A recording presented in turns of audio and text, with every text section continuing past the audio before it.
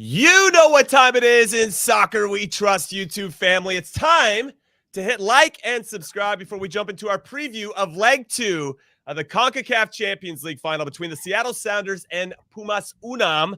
It was 2-2 after Leg 1. And we're going to recap all of the performances this past weekend from our U.S. men's national team player pool. And I guess Christian Pulisic's dad's dropping some hints about him potentially leaving. I don't know, but either way, don't go anywhere. Let's do this. Yeah. So what is up, everyone, and welcome to the podcast that is recommended by 4 out of 5 dentists, just like your favorite dental floss. It's in Soccer We Trust, and I'm Jimmy Conrad alongside my former U.S. men's national team teammate Charlie Davies and maybe Heath Pierce. I don't know. He's on the road. His internet's a little sketchy.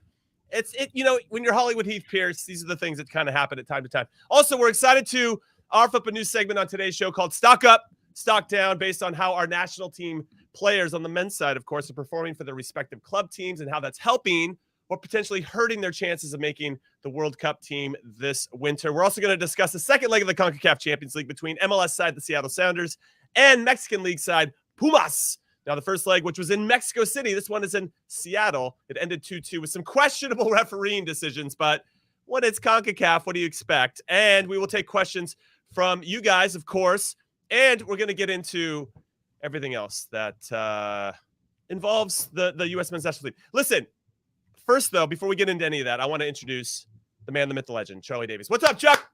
What's going on? Just me and you today. The show feels better already without Heath. You know what I mean? I'm already more relaxed. There's more freedom. There's more freedom to chat and to talk. So before we go anywhere, how was your weekend? Were you doing New England Revolution stuff? And if so, how excited were you to see Matt Turner back on the field? That's a big deal. Well, I was pumped because he changes the dynamic within the team.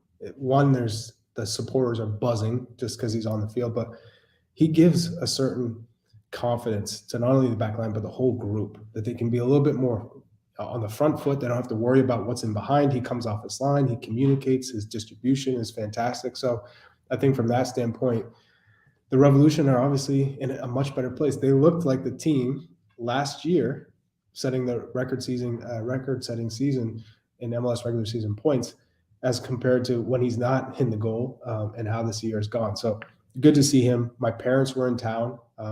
They hadn't been to Boston in 3 years, so it was nice to have them come to the game, hang out with their grandsons, and yeah, I have nothing to complain about. Life is good. I can't tell if it's your parents that were the good luck charm for the Revs getting a clean sheet, or if Matt Turner. I don't. It's kind of like one or the other here. Maybe a combination of both. Now, apparently, he heard us talking some trash, and he wants to actually get in. It's Heath Pierce, everybody. He's joining us. Hey. There he is. Look at him. Look at him on his banana phone. How's it going, Heath? This is the internet connection I've got for today, so this is about as good as it's going to get. I'm actually on a phone connection, but it's good to see we got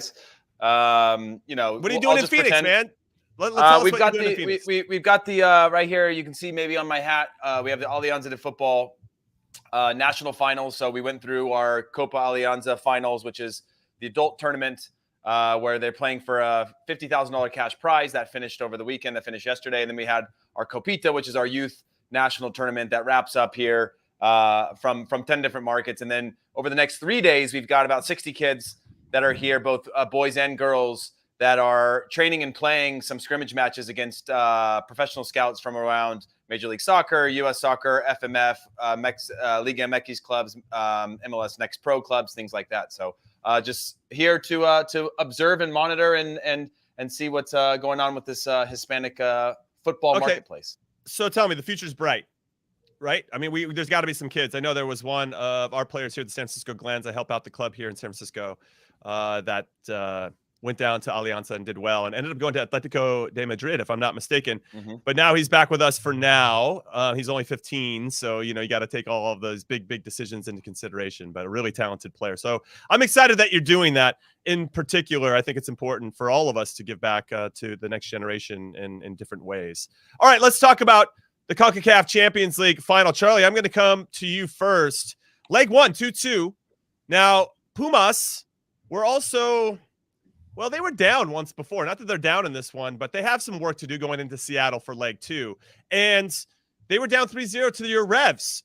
and they came back in Mexico City and got the 3 goals and ended up winning in penalties. So, and I thought that showed some resolve from Pumas, but we also saw in leg 1 that there are some vulnerabilities in that Seattle Sounders defense that can be taken advantage of, and also some friendly refereeing potentially on the day. I don't know who's refereeing, but I do want to throw this stat out there. 3 of the last 5 times that an MLS team has avoided first leg defeat in Mexico, they've gone on to win the 2-legged tie. The 2 exceptions, though, both occurred in finals. Seattle won their last 3 home games against Liga MX clubs, losing just 2 of 8 such matchups. Who you like in this one going into it, Chuck? No doubt, the Seattle Sounders. And you talked about the resolve that Pumas has. Talk about the resolve that the Seattle Sounders have to go down 2-0 on the road and come back. And yes, it's Nico Ladero scoring 2 penalties. But again, the character that was shown within this group is incredible. And they had some defensive issues, but that was Yaimar's first game back in a long time. And so it's going to take him a little bit of time to get used to, the flow of the game, the speed of the game. But you have to be super confident, especially knowing that Pumas played at the Revolution at Gillette Stadium on turf, similar to Lumen Field, and got absolutely smoked. Not that that's going to happen, but the advantage is definitely with the Sounders. With you talk about the quality of play that they have, I think they have more game changers. And Rui Diaz, who wasn't on fire in that game, you could tell he was a little bit off, and that typically doesn't last long. If Rui Diaz has a bad game, usually he responds with a strong game following. So you have that. Ladero's coming back into the Nico Ladero vault, and they're just, I think, from top to bottom is as stacked an MLS team as you're going to get. So I don't think there's ever been a situation where you've had the top team in MLS with the depth for days coming into a home final after such a strong result against Pumas. Yeah, Pumas did beat Pachuca, which is the best team in Liga MX right now, 2-0, with a brace from Juan Donato, who is easily the best player that Pumas has, is their striker. Well, so I was going to jump in and say, Juan Ignacio Dineno ended up scoring the 2 goals against the Sounders in leg 1, had 2 more goals against a very good Pachuca team, as you mentioned, this past weekend. The guy's on fire. If the Sounders can't slow him down, it's going to be a bit of an issue. Now, what I find interesting, though, Heath, is that this past weekend, Pumas did play, and the Sounders didn't. So MLS doing a little scheduling favors for the Sounders. Yeah, a little bit of the dark arts. Here we go. Just dab one of the dark arts of scheduling. It's fine. It's no big deal. The Sounders are going to find themselves in a good spot. But I did see that Connor mentioned that there was 2 away goals the Sounders scored. Unfortunately, in the Concacaf Champions League final, the away goals don't count. Every other round it does, but the finals it doesn't. I don't know how much we want to give to that. That's just CONCACAF being CONCACAF. But obviously, if the away goals did count, Sounders would obviously have a bigger advantage in this one. Heath, how are you feeling about this particular matchup? And can the Sounders finally win the CONCACAF Champions League for an MLS side? I again go back to because the Galaxy won it in 2000. But yes, I mean, yeah. In the modern game, rebranded version, the rebranded version. This. Again, I have this love for the Seattle Sounders because of the dynasty that I think they built. And this could be a piece that I don't think you hold it against them if they don't win it, but they are now in prime position to be sort of the modern dynasty in Major League Soccer in the way that we've seen them build a club, make the playoffs consistently. We talked about this before in comparison to, say, a Seattle Sounders versus a Sporting KC, where a few different results go Seattle's way. They're a playoff team, but they're also built to play in knockout round games. They're built with that type of maturity, with that type of experience.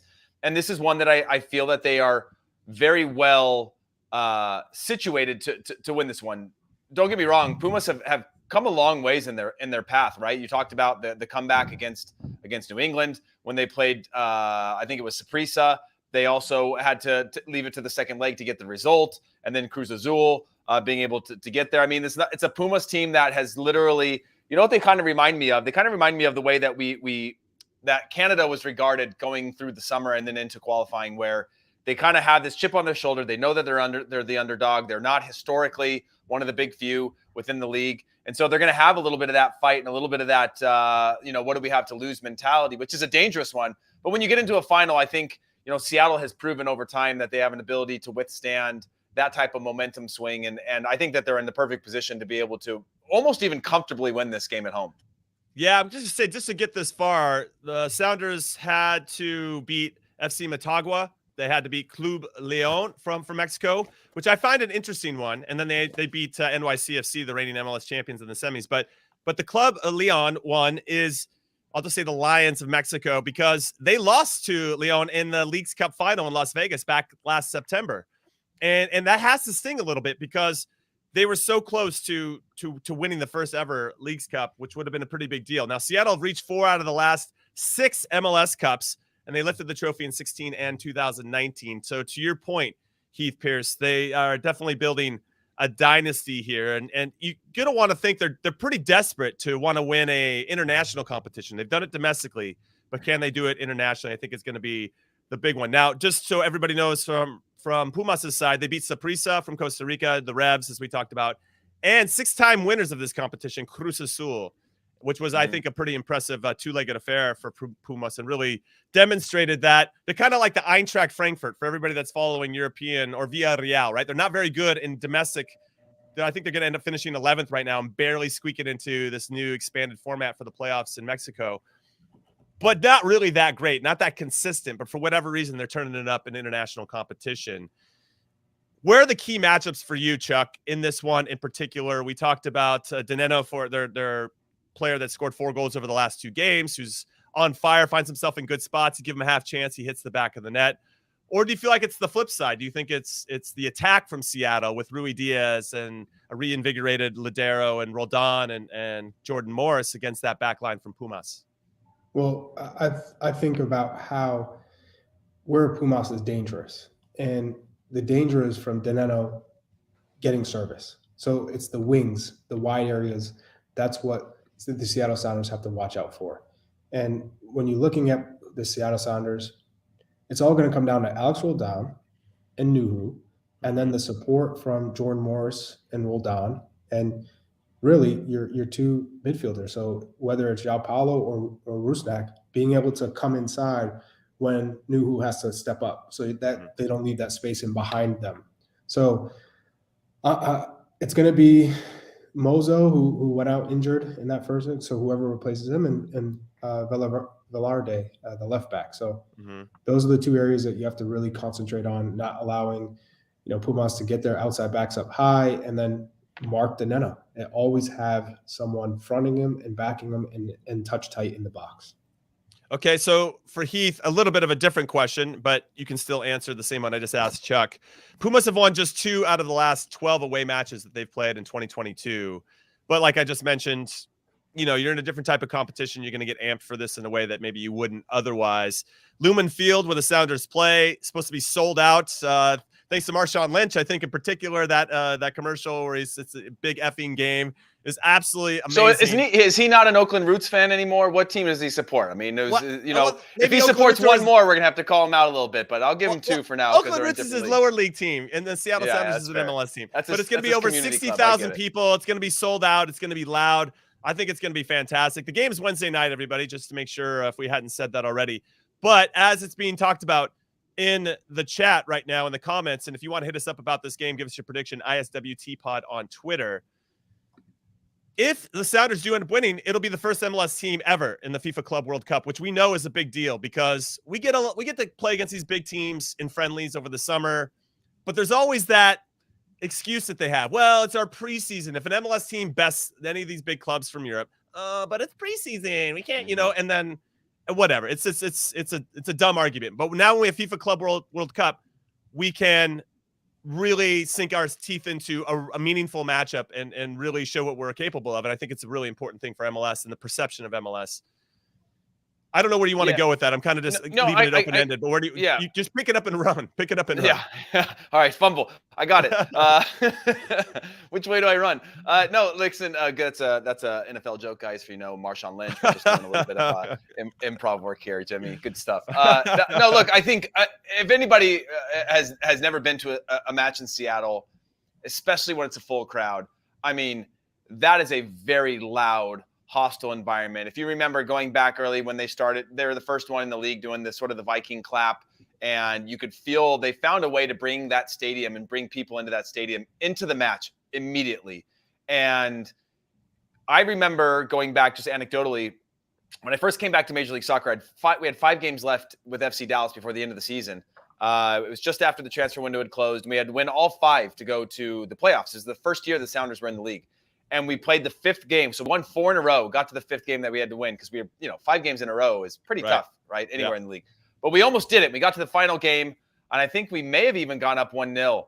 And that place was rocking, and the pitch was fast. They had it watered. We were chasing the game, and they were just running us everywhere. And I just remember thinking like, oh, we technically were the better team going into that game and form-wise. But the way that they play at home, the way that they play on turf, the way that they play in front of that stadium, it was so hard that the entire game you felt late to second 50-50 balls. You felt late to like arriving. You felt like every time there was a challenge, it ended up going their way. And all those things that, you both have played in those games where it just feels like, man, we can't get a break. And I think that's the element that's going to give them that the edge because, 60,000 and that stadium is going to be incredible. And while Pumas play in front of hostile crowds on a regular basis, both home and away, this is going to be something different, especially considering that they're playing on turf and a team that's comfortable playing on turf.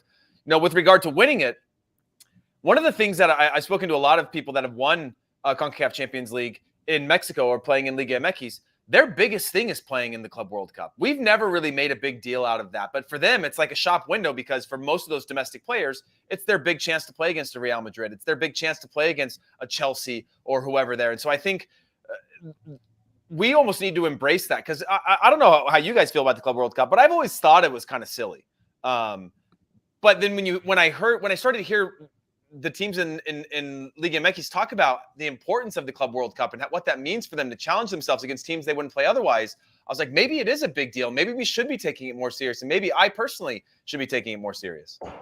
Now, what do you think, Charlie? Any thoughts on the FIFA Club World Cup? And just because because we've gone through the trenches, all 3 of us together in the development of the game in this country, how important would it be not only for the competition, though, obviously we can't walk in there and get beat 5-0 by everybody, and I don't think that would happen, but just the perception of us finally being the best team, MLS team being the best team from this region and representing the region against the Real Madrids and Chelseas of the world. It's massive. So to go against what Heath said, I've always seen the importance in that. And in particular, Heath doesn't care about the FIFA Club World Cup. Yeah, he's like, oh, who cares about it? I would love to. Maybe it's because we haven't been around it. I have no like whatever horse in the race for this type of thing. But like, it always seemed like just this additional thing where you're like, oh, these random teams play together in some neutral venue in the Middle East. Yeah, I've gone to some of the games. But think if you're an MLS player and you've never played for the national team, but you have all this potential, and in some cases maybe you could be, but you just need a club to see you. You need another eye to be like, oh, this kid can play. Like, here's a bid, and all of a sudden it spreads like wildfire, and then you get a national team call up. But the idea do you think that's really the odds of that, or is that a little bit dreamy though, Charlie? No, do you think that's a real? At this stage, now big clubs are coming to MLS to look for young players. Look at all the young Americans out there balling, playing for these big Champions League clubs. So now that there is a big magnifying glass over Major League Soccer, I look at it this though. There's a lot of clubs in MLS. Seattle Sounders, massive in North America in MLS, but not across the globe. Galaxy are on the map because of Beckham. But there hasn't been one club like the Galaxy known around the world because you're not getting that exposure. So if you get a chance to go to a Club World Cup and you're playing against the Champions League winners, you're playing against the Asian Champions League winners, you're playing against some of the top teams, that is a way to grow your brand, Major League Soccer, and the club around the globe. But also, man, you get that competition.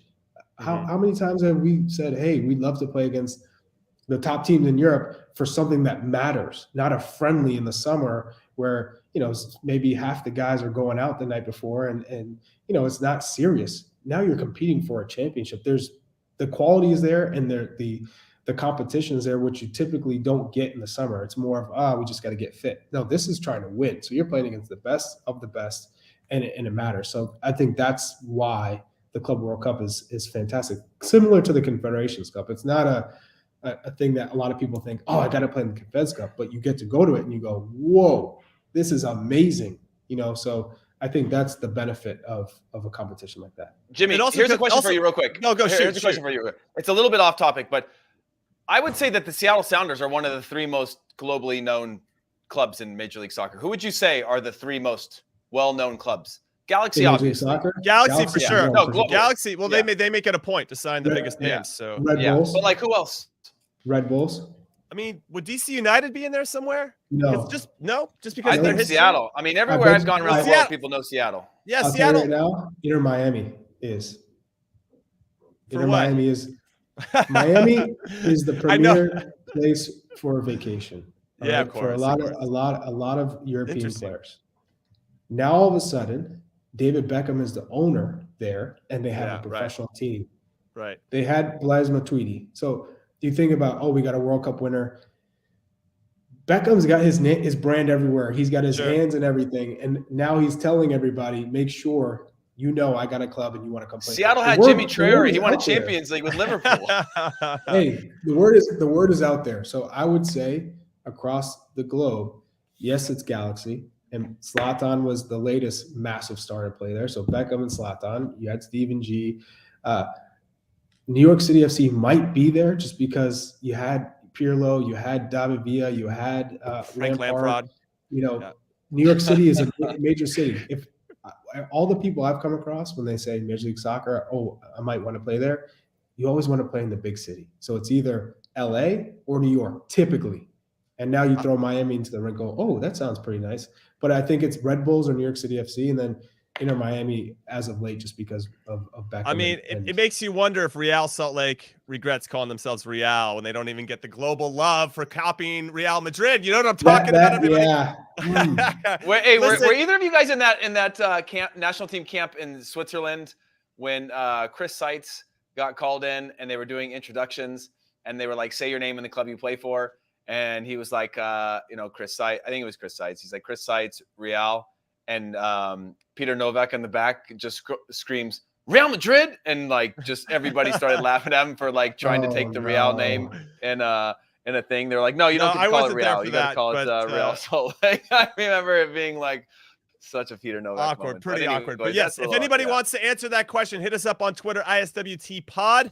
And let us know who you think the 3 biggest clubs are globally from an MLS perspective. I wonder if Toronto FC gets thrown into that equation, given some of the success that they've had and some of the names they've signed, maybe in the Italian community with Insigne and Jovinko in the past.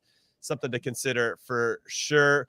For me, though, I agree with you guys. Galaxy, 100%. I mean, that's their marketing strategy. That's what they try to do. I think the Red Bulls are there because... But why Red Bulls? Because the name, Thierry Henry. It's a global brand. It's a global brand. Yeah, but Man City's a bigger global brand than the Red Bull branding in terms of football. Honestly, if NYCFC had their own stadium, I think we're talking about that conversation changes. But because there's still redheaded stepchildren at Yankee Stadium and they play in a baseball stadium, it doesn't scream super professional. I don't know yet. I just know when I travel, a lot of people talk about Seattle Sounders when I'm abroad. Okay, I'll throw Sounders in there. I'll throw Sounders in there. That's fair. I mean, I'm fighting for my own 3 here, but it is an interesting thing. It's because I don't mean the players. I love how you're fighting for it. But yeah. I think it's Miami's definitely. I don't mean the players even that know, because players will know. Like players know now. Every player was gonna. Remember when Robert Pires didn't want to go to Philadelphia because he's like, I couldn't move my family there, and you're like, bro, that's like a multi-million person city with tons of things to do, and it's like it's a massive, like it's bigger than most cities in Europe. Like we have unbelievable markets compared to I was in Rostock. It was at 100,000 people. And in former East Germany, and you're playing in a big league, but there's nothing there compared to almost all the teams we have are in attractive places that people have heard of now. Yeah, I saw that Timbers are a romantic pick. Must be Rose City Till I Die fan in the comments. I don't know. I mean, I want to say the Timbers. I think they're supporters for sure. But given all the negative news surrounding the club for both the Timbers and the Thorns, maybe for the wrong reasons at the moment, I did see that Antoine Griezmann had been linked to Inter Miami. So that's an example for you, Chuck, that there are some interest from players that are like, hey, maybe I will take a step into MLS. Messi's been floated around a bunch. I know. It's crazy. And then one more thing I wanted to add to the conversation overall about the FIFA Club World Cup. There's an example. It's a 16-year-old on Seattle Sounders, Obed Vargas. And he's a tremendous young player. Imagine if he got the chance from Alaska. But imagine if he got the chance, Heath, to play against a Real Madrid or a Chelsea, and people wanted to see, okay, we know that he's having success in the Champions League and he's having success in MLS, but how can he do if he's going up against Fede Valverde or Casemiro and Kroos and Modric? Like, then you're going to see what this Vargas kid's all about. So I still think there's a lot of important elements. Ladero's not probably going to get recruited to go anywhere at this point. Rui Diaz, they've had their career, but the Vargas kid at 16 has a lot to prove, and that could be a big opportunity for those types of players. So I just want to throw that out there. All right, we're going to take our first and only break, everybody. But when we come back, we're going to do stock up and stock down based on all the recent performances of this past weekend for the U.S. men's national team. And Christian Pulisic's dad came out, shots firing on Twitter. We're going to get into that as well. And Fabrizio Romano talked about the Christian Pulisic situation. So we have a lot to discuss right after this. I need you to produce a Godfather. We need hits. Can one thing go right with this picture? Cut it!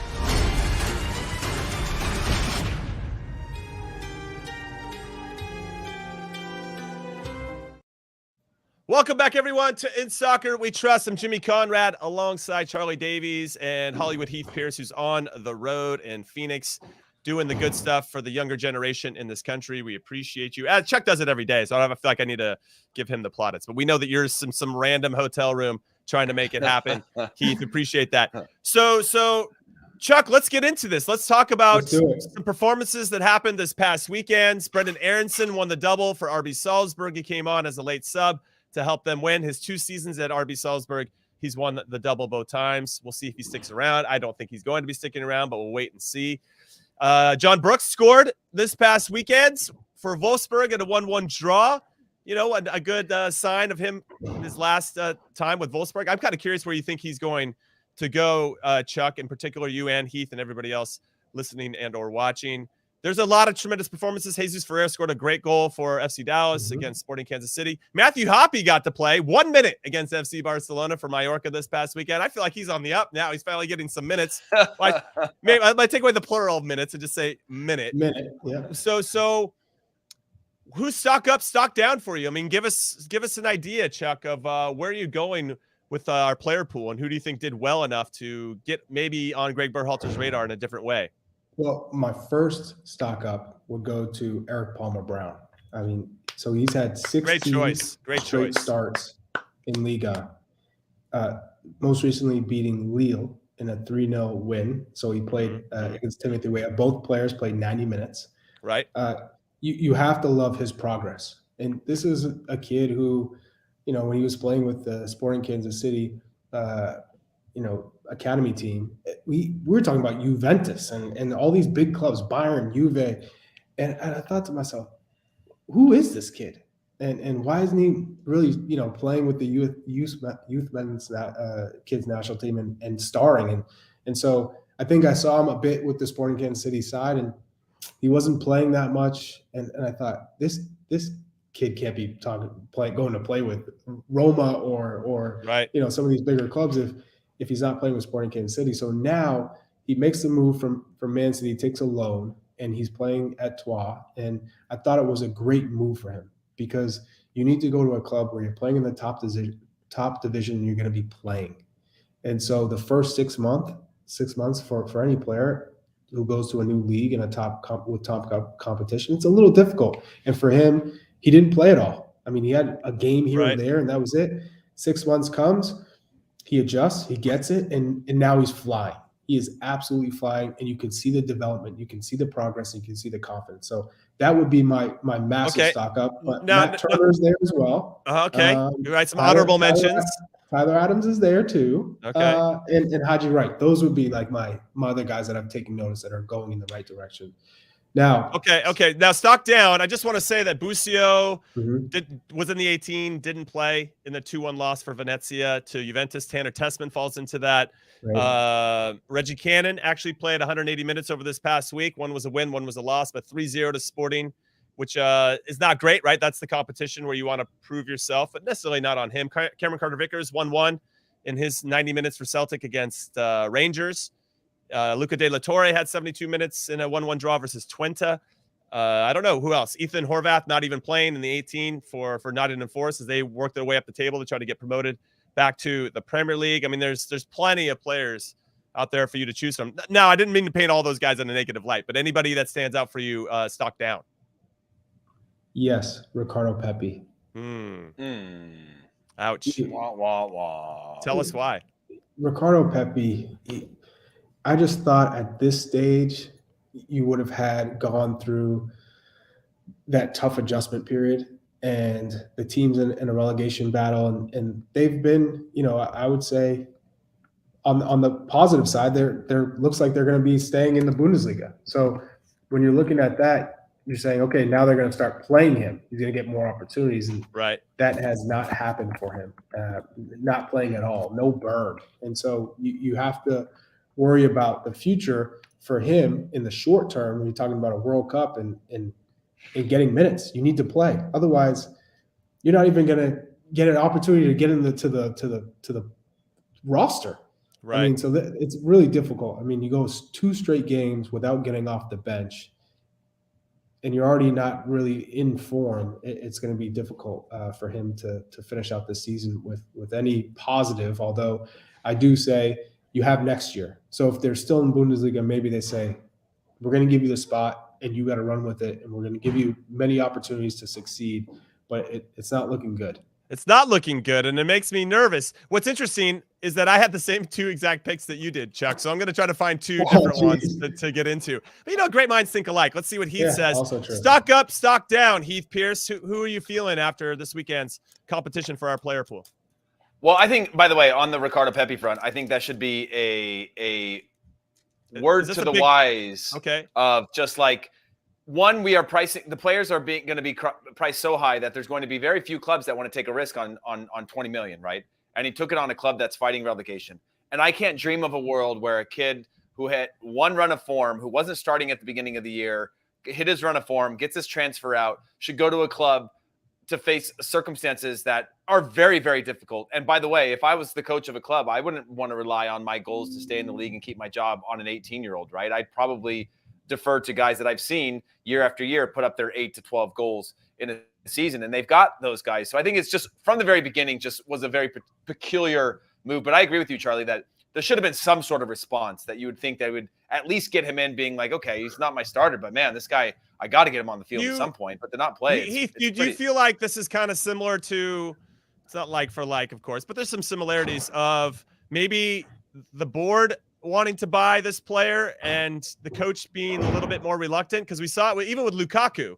Like Tuchel came out and said, I didn't want Lukaku, but the board wanted him. And so I'm trying to make it work, even though he doesn't really fit my system. But because we don't see Ricardo Pepi playing much, and even when he does, I'm like, he's not bad. They put him out wide on the right and he's making stuff happen. It hasn't necessarily turned into assists and goals, but he's still busy. He's still active. He still looks like he's being positive. It doesn't look like he's fearful in any sense. Are we getting that kind of vibe about what's happening at Augsburg?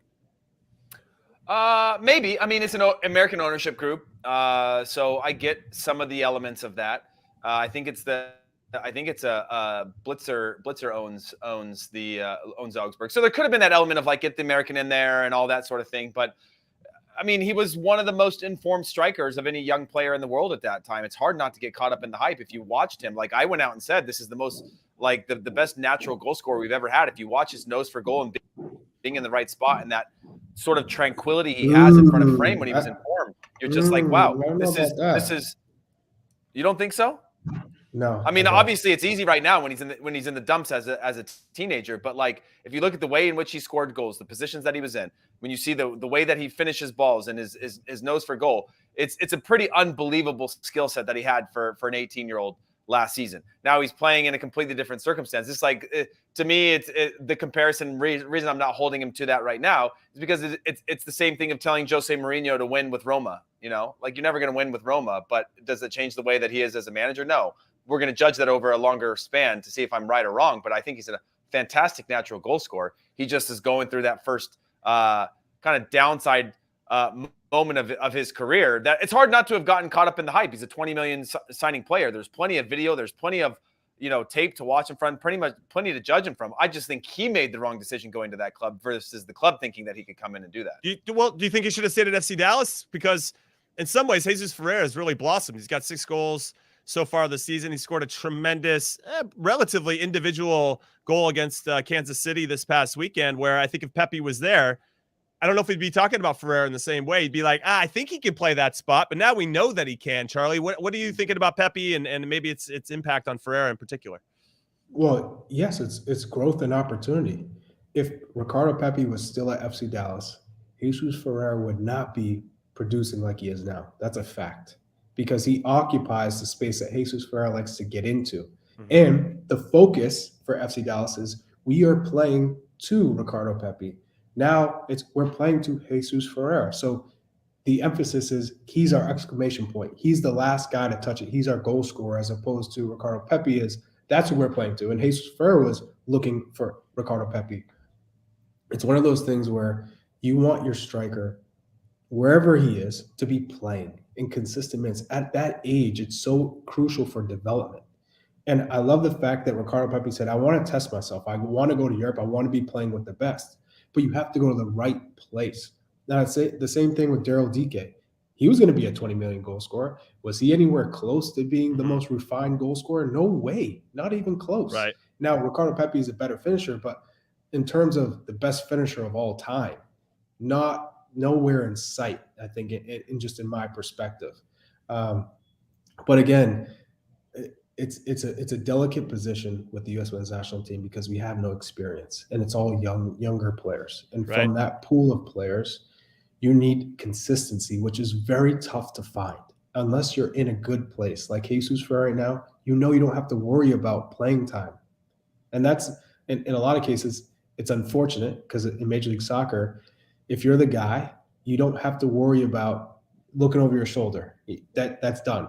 In Europe, you have to, because it's all about, we want production now. You don't have 10 games or 20 games to get into it. You need to perform now. And so in a lot of cases, that forces you to be good and it forces you to stay on your toes.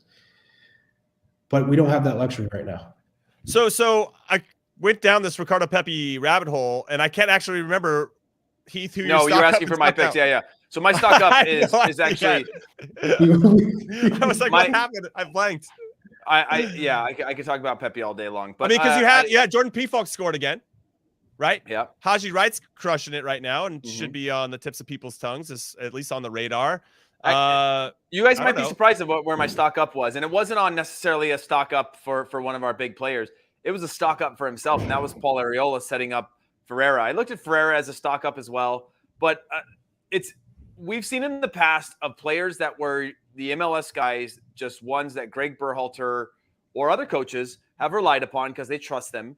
But Arriola has been fantastic. He's great on the dribble, and he's putting up numbers this year, which I think is really, really important because he's going to be a bubble player to making this team.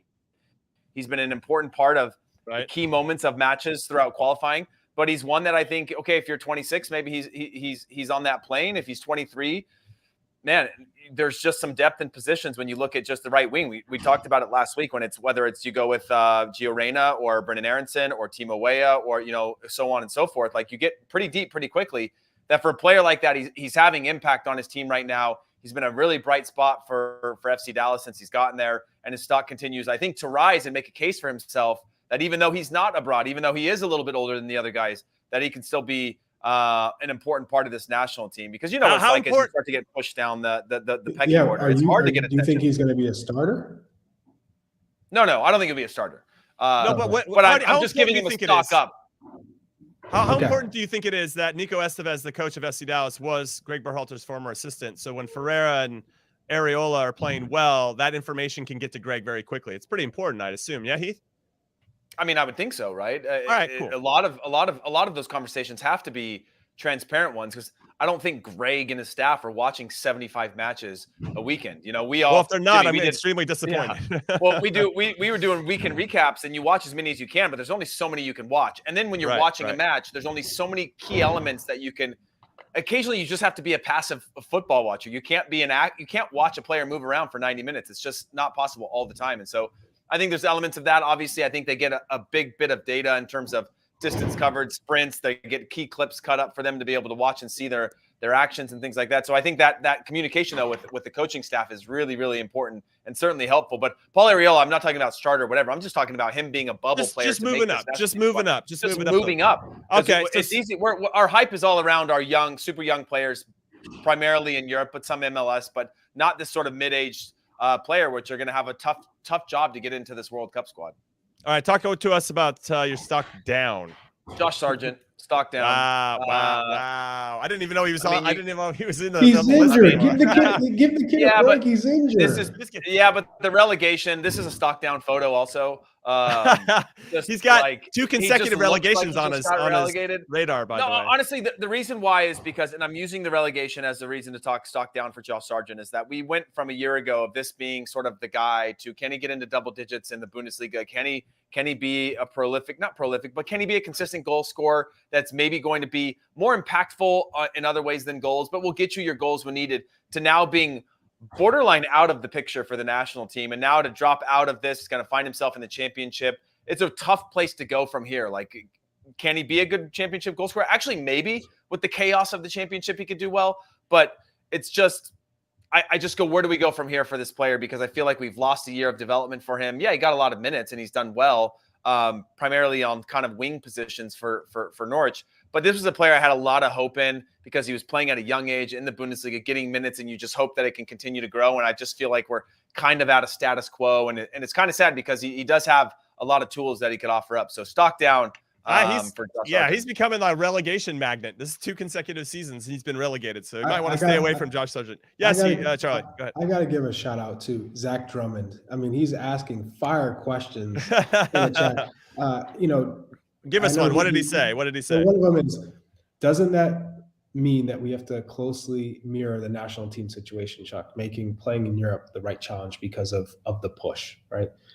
I 100% think players should test themselves and put themselves in uncomfortable situations, which is going to Europe and experiencing it and seeing what the top level looks like. MLS is getting there, no doubt, and it's prepping these young players for what to expect. Well, MLS for me, Charlie, is the first step into being uncomfortable, right? You go from kind of being a younger player, whether it's college or academy, and then you get into a system where you get to be competing against grown men to put food on the table. Like, it's just a different mentality.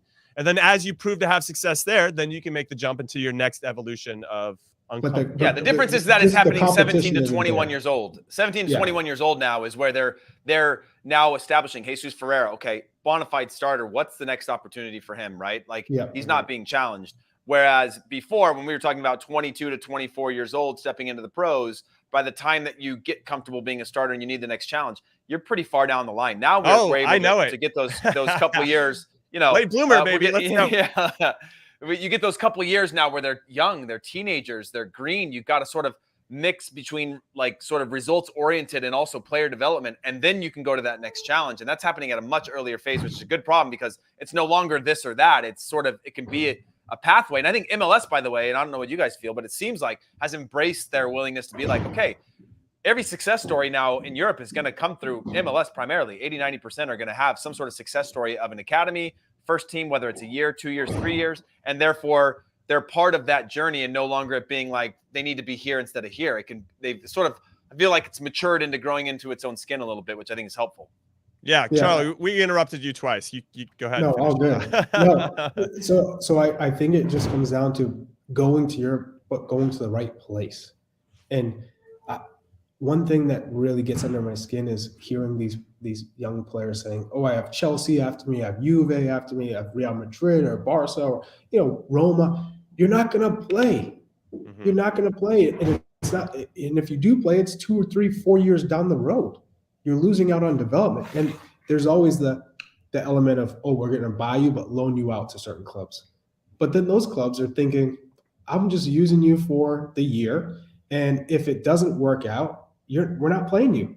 We're going to look at our long-term business. And so if you're not going to help us now, which a lot of cases you still need 3 to 4 months to adjust to Europe, adjust to living on your own, adjust to a new language and the new mentality, it's detrimental. They're not investing in you over the course of a long. So you're suggesting contract. The Reggie Cannon route, where you go to a Boa Vista or you go to Scandinavia, and then you take that step to then So you take these little baby steps to where you want to get to go.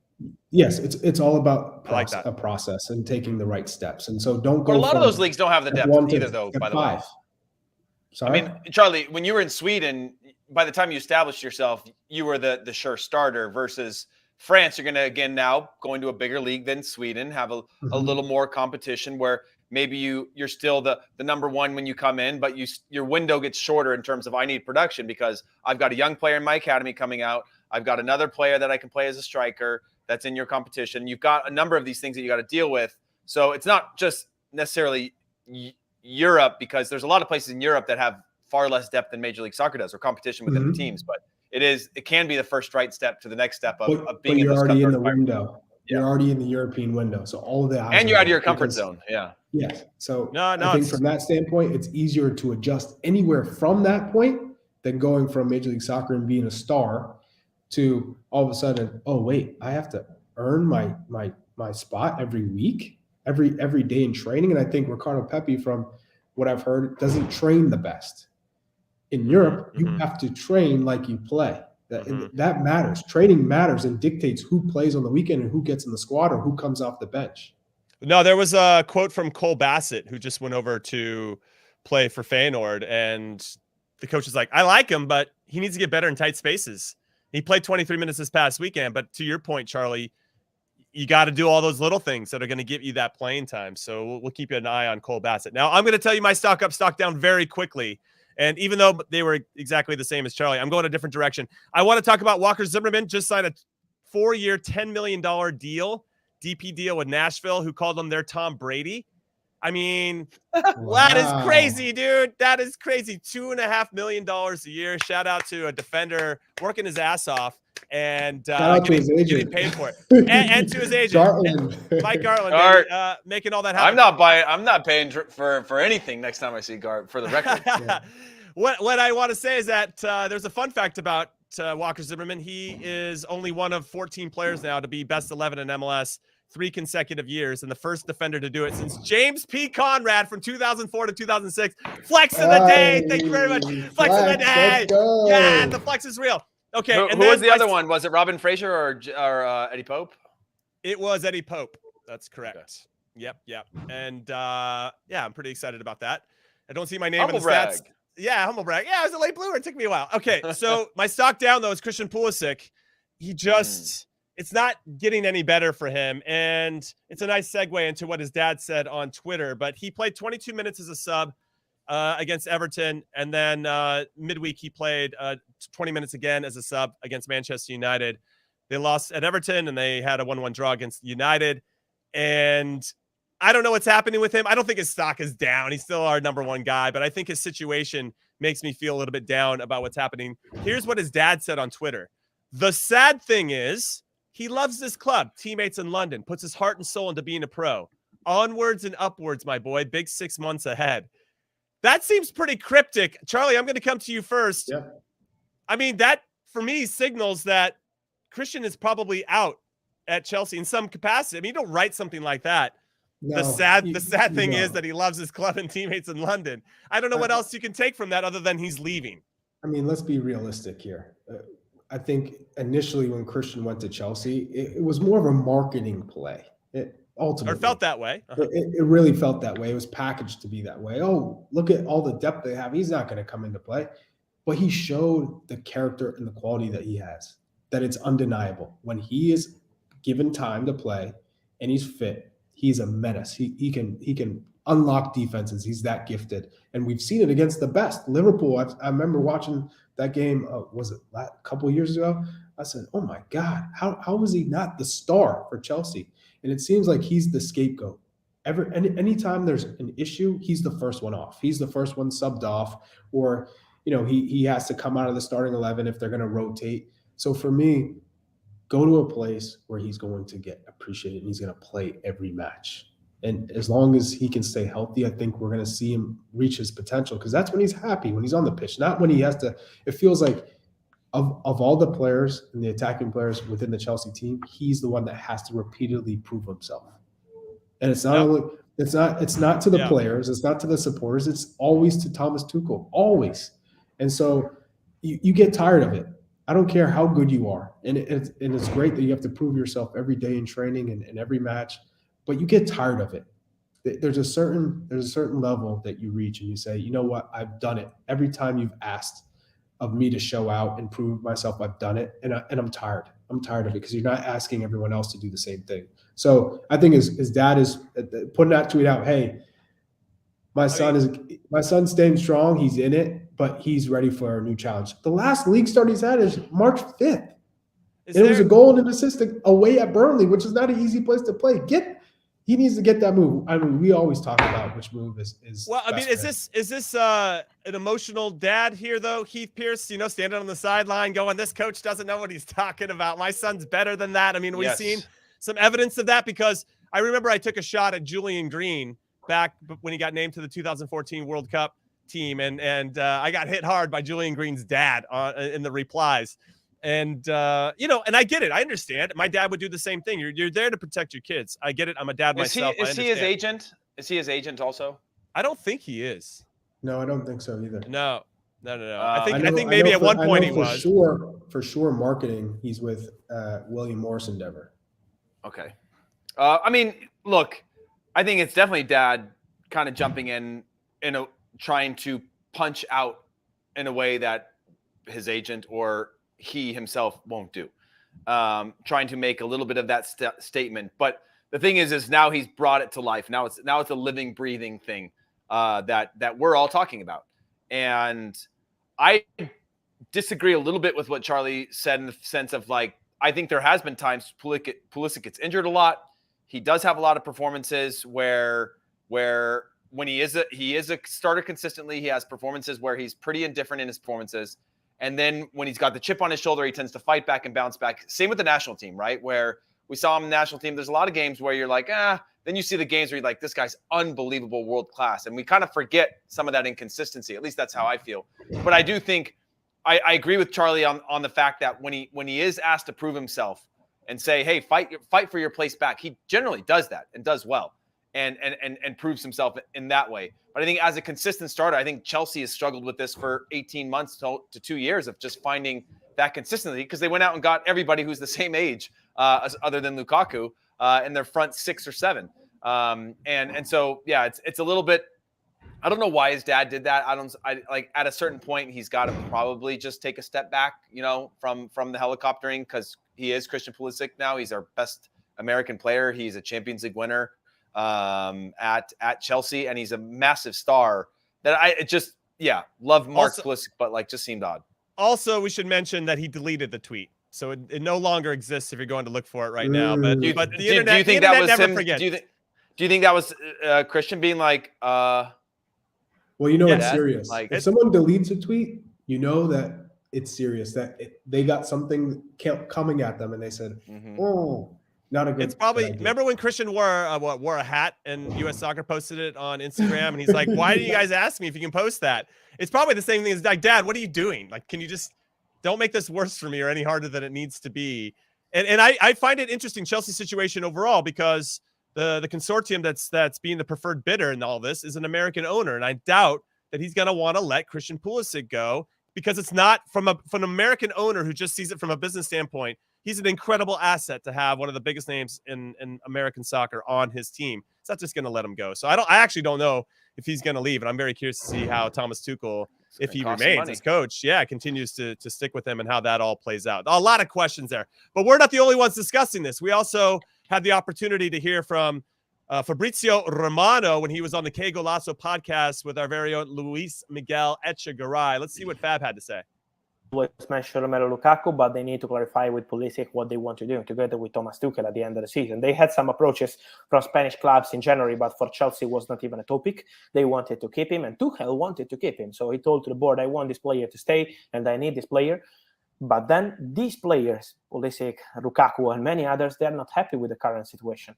So it's really important, I think, for Chelsea to clarify what they want to do with them, with contracts, because even for Pulisic, what do you want to do? You trust this player. You want to offer him a new deal or not? So there are many points, and they want to play. They want to play, and so it's a complicated situation too. I'm sure that they will have a conversation with Thomas Tuchel, with the new board in the summer, and they will need to clarify what they want to do, because maybe could be an opportunity for him to leave Chelsea in case Thomas Tuchel will accept him to go. So Tuchel with Romelu Lukaku and Pulisic will need to clarify the situation as soon as possible. I think it will be end of May. Interesting insight there from our very own Fabrizio Romano. Charlie, you hear from Fab there. Seems like he's just as, or kind of saying some of the same things, just a little frustrated. They got to get some clarification. Part of me thinks that Thomas Tuchel just sees him as a super sub like that. That's what he thinks his best role is, a spot starter at best. If Tuchel stays, and then the ownership group, if Tuchel stays, I can understand why Pulisic wants to leave. But if the ownership group comes in and they're like, we're not selling our best American asset, who's a marketing machine for us over here, now you've got an issue, because now you're going to have an unhappy Christian Pulisic. And I think from a sporting perspective, that's the last thing we want heading into the World Cup. Both final groups, by the way, Charlie, are American. I think they entered into talks with the Dodgers, but I think it was like Blitzer Harris and Paluca from Boston. Let's go. Yeah. I think, for me, and it was also telling that it was Spanish clubs that came in for Christian. That's the best league for Christian. If you're leaving Chelsea, Villarreal, Atletico Madrid, those are the two clubs that you want to see him go to. I think in terms of that, you're going, okay, if that's not on the table, where in the Premier League would you want him to go? Is a Tottenham a place that you could see him? Wolves, I think, would be two below, Christian right now. So it'd have to be a club that's competing in Europe, because you don't go from Chelsea and say, yeah, I'd love to go play for Everton or for Leeds. You have to stay at that level, because once you touch that level, you never want to leave it. So I think for Christian, it's you reassess at the end of the season, because maybe Thomas isn't there. Thomas Tuchel, maybe he might not be there. Leaves. You never know. So I think from that standpoint, you wait till you see how the season ends, because maybe it ends on a high note. Otherwise, you say, I need to go to a place where I'm going to feel happy, and right now I'm not happy. All right, everybody listening and or watching, let us know, where do you think Christian Pulisic should play, if not at Chelsea, for the next season? Hit us up at ISWT Pod on the Twitters. You can do it in the comments right now, or whenever you hear this, if you're listening to it on podcast. And while you're there, why don't you hit the subscribe button, leave a 5-star review, hit like and subscribe if you're watching on the YouTubes. We really appreciate all of your support as we build this tremendous community, especially as we head into a very important World Cup for the U.S. men's national team. Heath, we've already had plenty of discussions where we think Christian should go, but it's one of those things where you play for a top club, even your best players are spot starters at times. And that might be a reality that he has to accept, because that's what's happening at Chelsea. And maybe he's not getting the minutes that he needs, but if he drops down, maybe just that one tier. Let's say he went from Chelsea to West Ham, and all of a sudden he's on the opposite side of Jared Bowen, right? And they got Mikel Antonio up top, and now Declan Rice and Souček are in midfield. And sure, he might have to replace Benrahma or whatever, but we think he could do that. Would he accept that? I mean, it took Kurt Zuma a long time to leave Chelsea to go to West Ham, to kind of see it the same way, where hey, buddy, you're going to be a spot starter, but if you come to West Ham, you'll probably start all the time. Yeah, I mean, West Ham's an interesting one, because I just throw that as an example, by the way. It is an example. It's a great example. I feel like he tends to play better with quality players around him. I think so would I. We can agree. I mean, for sure. But he tends to try to put a lot more on his shoulders when he comes to the national team, and feels like he's got to be the guy. But when he's got good quality around him, I think that's why I like. Are you Charlie saying? Wait, for Spurs. Chuck, did you hear that right? Is he saying the U.S. men's national team doesn't have quality? Does Heath Pierce hate the U.S. men's national team right now? Yeah, he does. Hey, boo, you guys! Stop hating the U.S. men's national team. I'm gonna delete this tweet. Delete your tweet. Yeah, I mean, I get what think you're saying, he feels that responsibility. Whereas I think maybe at West Ham again would feel like he's got to be a double-digit goal and assists for both a year, where maybe he could be anyway if he was a role player. By the way, at Chelsea, I don't think that he's a sub at Chelsea. I think that Tuchel just knows he's got the luxury of having a number of players that he can have run 6 to 8 games straight, and then maybe you're out for 6 to 8 games, and 6 to 8 games straight, maybe you're out. And I think that in itself maybe makes everybody in the rotation of things, as opposed to the fact that we're talking about it towards the end of the season and he's not starting, middle of the year when he was starting, or if that middle of the year was at the end of the year, I would still see it as the same, where I think Thomas Tuchel sees the value in him for long stretches and then rotates him, and then he finds himself buried for a while, which is not ideal. But I like Charlie's shout for a Spurs or some of these Spanish clubs could be good too. I think we all see him needing to be at a certain level, but still around like that Champions League tier and quality player where he's creating around other borderline world-class players. No, 100%. I think this is going to be an ongoing conversation, of course. So we'll let it lie here as it is. He hasn't started for 8 straight games. League games. It's something to keep an eye on, of course, and obviously will have a big impact on how we're feeling confidence-wise going into the World Cup. Though, if he hits a switch, and we know he's got that switch to hit, he can turn games on a dime, and when it's time to show up for the World Cup, he'll be ready. Now, final thoughts before I let you go. It's just a prediction, Charlie. I'm coming to you first. Concacaf Champions League. Let's put a bow on this conversation. The game's happening Wednesday night in Seattle. Sellout crowd expected to be there. Marshawn Lynch expected to be there. 2-2 after leg 1. Can the Seattle Sounders book their ticket, win the Concacaf Champions League for the first time since the LA Galaxy did it when it was called something different in 2000 and there was no FIFA Club World Cup for them to play in? What's your scoreline? Who's scoring the goals, and can they do it? What do you say, Chuck? 2-1 Sounders. 2-1 Sounders. I'm saying 3-1 Sounders. Wait. So you guys both give a goal. Do you think Pumas get the first goal to put some pressure on it, or do you think the game's already in hand before Pumas scores? Chuck? I'm going to go, it's 1-0 Sounders, 1-1. It gets to 1-1. I'm going to be squeaky bum time over here. I'm saying 1-0, then 2-0, then 2-1 where it gets real dicey. You see that momentum swing, crowds feeling a little antsy, and then Pumas overexposes themselves going for that second one. You finish at 3-1. I love that. You know what? I'm going to stick with you guys. I think the Sounders are going to win.